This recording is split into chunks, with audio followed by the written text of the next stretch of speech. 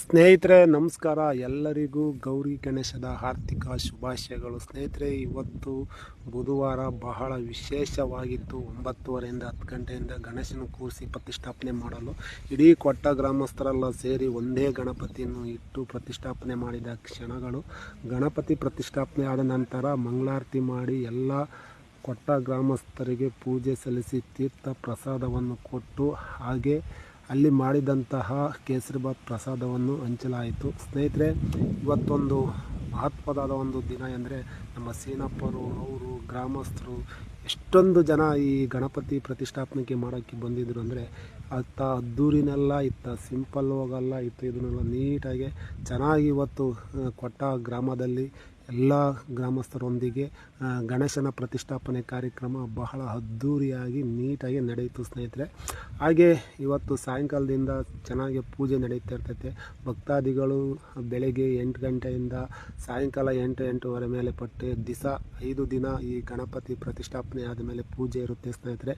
ಎಲ್ಲ ಕೊಟ್ಟ ಗ್ರಾಮಸ್ಥರು ಹೀಗೆ ಹೆಚ್ಚಿನ ಸಂಖ್ಯೆಯಲ್ಲಿ ಬಂದು ಆಗಮಿಸಿ ಶ್ರೀ ವಿನಾಯಕನ ಕೃಪೆಗೆ ಪಾತ್ರರಾಗಬೇಕೆಂದು ತಮ್ಮಲ್ಲಿ ಸವಿನಯ ಪ್ರಾರ್ಥನೆ. ಇಲ್ಲಿ ಒಂದೊಂದು ದಿನವೂ ವಿಶೇಷವಾಗಿ, ಯಾಕೆಂದರೆ ಇಡೀ ಗ್ರಾಮಸ್ಥರೆಲ್ಲ ಸೇರಿ ಒಂದು ಗಣಪತಿ ಹಿಡಿಯೋದ್ರಿಂದ ನಮ್ಮನ್ನು ಕರೀಲಿಲ್ಲ, ಅವ್ರನ್ನೂ ಕರೀಲಿಲ್ಲ ಅನ್ನೋದೇನಿಲ್ಲ.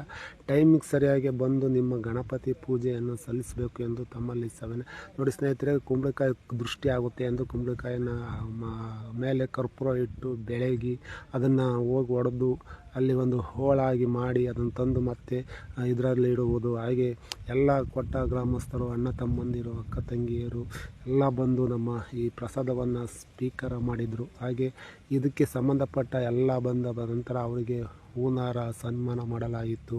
ಹಾಗೆ ಬಂದಂಥ ಅತಿಥಿಗಳಿಗೆ ಸ್ವಾಗತ ಕೋರಿ ಅವರು ಹೀಗೆ ಬಂದು ನಮ್ಮ ಹಿಂದೂ ಮಹಾಗಣಪತಿ ಹೇಗೆ ಬಹಳ ಅದ್ಧೂರಿಯಾಗಿ ನಡೀತಿತ್ತು ಹಾಗೆ ಕೊಟ್ಟ ಗಣಪತಿನೂ ಸಹ ವರ್ಷ ಇದೇ ಥರ ಇನ್ನೂ ಹೆಚ್ಚಿನ ಅದ್ಧೂರಿಯಲ್ಲಿ ನಡೀಲಿ ಎಂದು ಆ ಗಣಪತಿಯನ್ನು ಕೇಳ್ಕೊಳ್ಳುತ್ತಾ, ನಿಮಗೆಲ್ಲರಿಗೂ ಶ್ರೀ ವಿಘ್ನೇಶ್ವರ ಒಳ್ಳೇದು ಮಾಡಲಿ ಎಂದು ಗಣಪತಿ ದೇವಸ್ಥಾನದಲ್ಲೂ ಸಹ ಪೂಜೆ ಸಲ್ಲಿಸಲಾಯಿತು. ನೋಡಿ ಸ್ನೇಹಿತರೆ, ಇದೇ ಹಳೆ ಗಣಪತಿ ದೇವಸ್ಥಾನ. ಇದರ